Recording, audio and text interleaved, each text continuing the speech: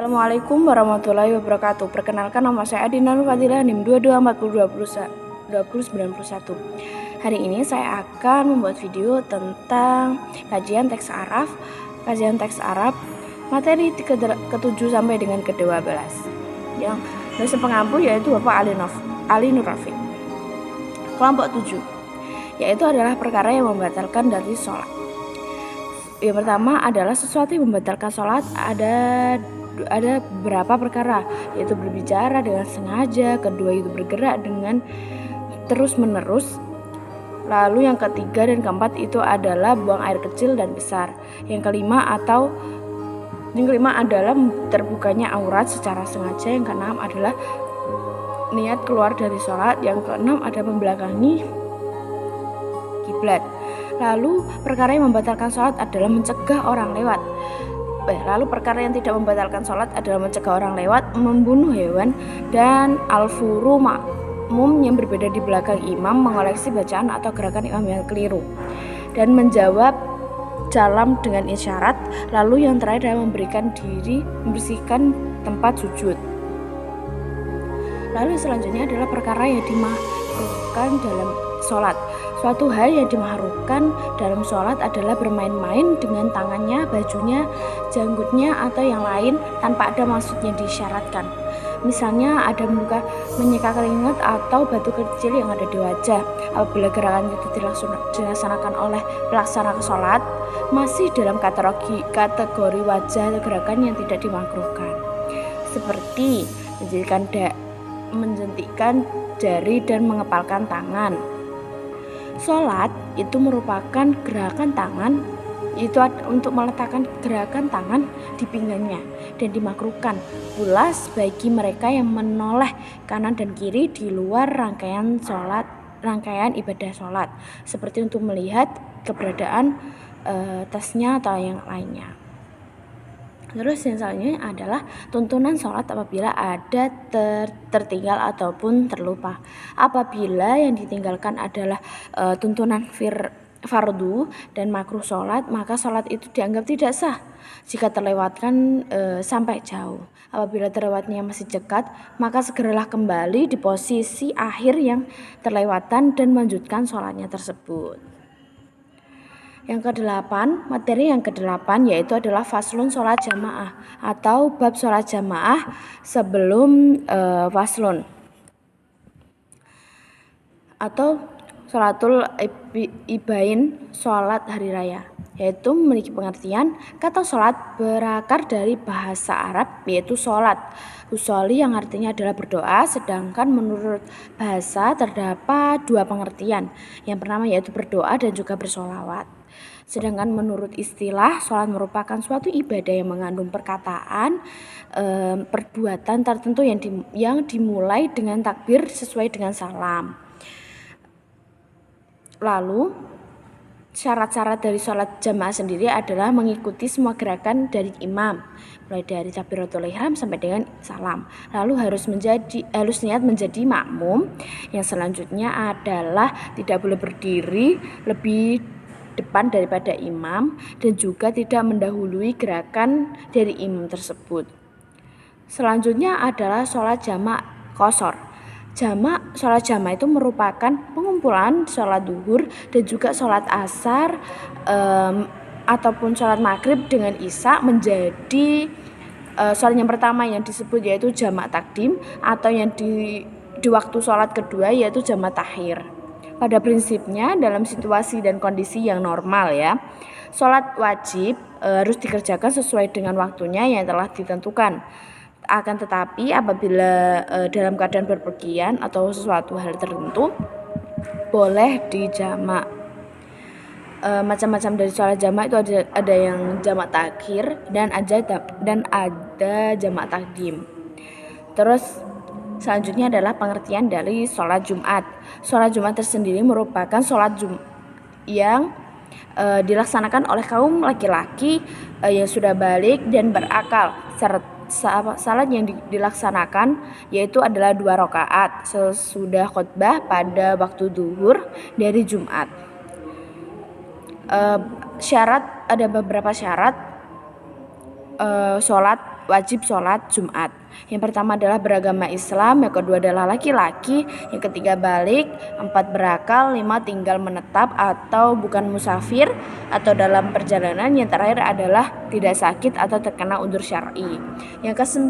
Materi yang kesembilan adalah faslun sholatul ibain atau bab sholat hari raya.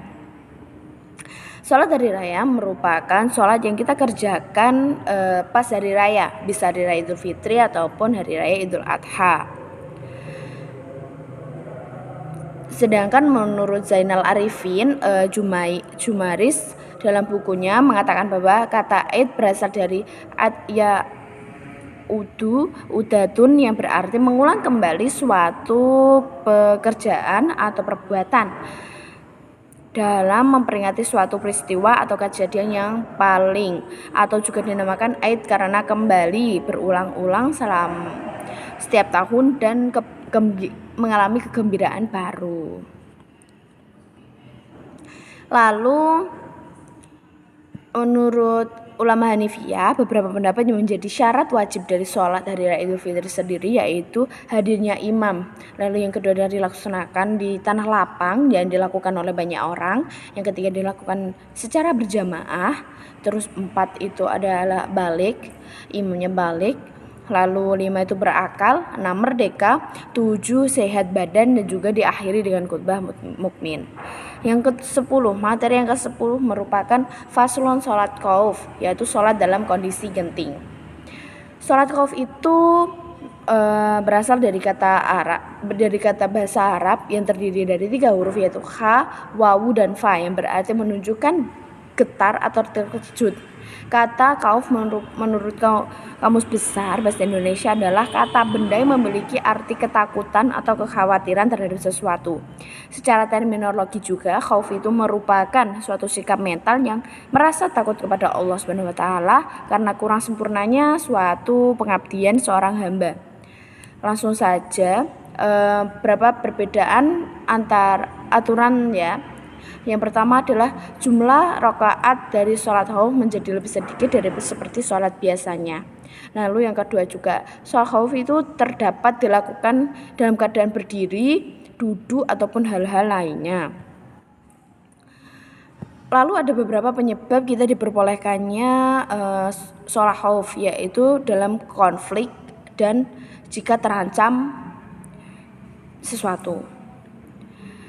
Sekarang adalah materi kelompok 11, yaitu kitabuz zakat atau bab zakat. Definisi zakat ini sama dengan kelompok 12. Definisi zakat adalah kata bahasa Arab atau az-zakah, ialah merupakan masdar dari fi'il madhi atau zakah yang berarti bertambah, bertumbuh, dan juga berkembang serta bermakna suci di dalam konteks istilah fi'liyah. Lalu harta ini disebut dengan zakat karena sisa harta yang dikeluarkan memiliki potensi untuk berkembang melalui berkah doa orang-orang yang beriman. Zakat sendiri itu merupakan salah satu pilar Islam yang diwajibkan berdasarkan dalil-dalil qot'i, yaitu dalil yang tegas. Kewajiban zakat tersebut juga termasuk dalam perkara yang sangat penting dalam agama Islam.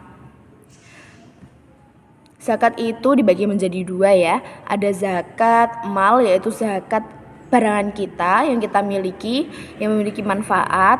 Lalu juga ada zakat fitrah yang kita keluarkan pada saat bulan Syaban tahun kedua Hijriah.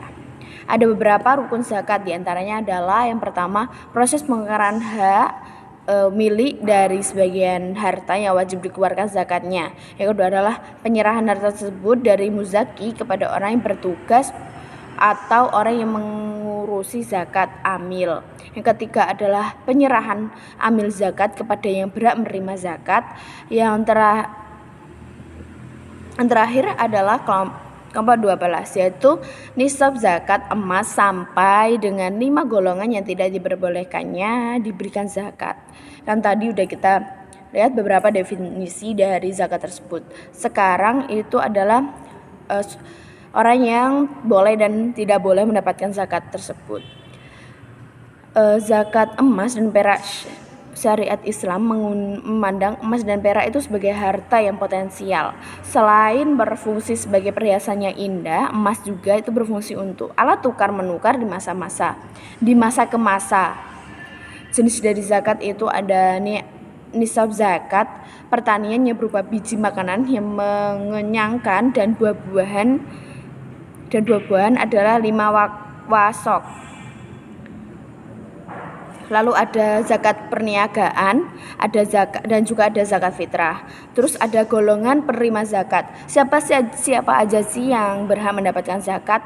Yaitu ada fakir, miskin, amil, mu'alaf, rikob, gorikin, fisabilillah, dan juga ibnu sabil.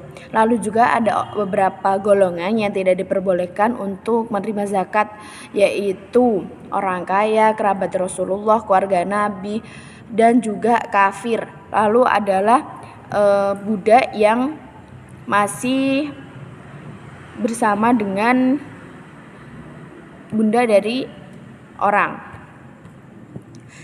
Oke, baik, terima kasih. Itu tadi beberapa ringkasan yang bisa saya sampaikan kepada teman-teman. Kurang lebihnya saya mohon maaf. Wassalamualaikum warahmatullahi wabarakatuh. Bye-bye.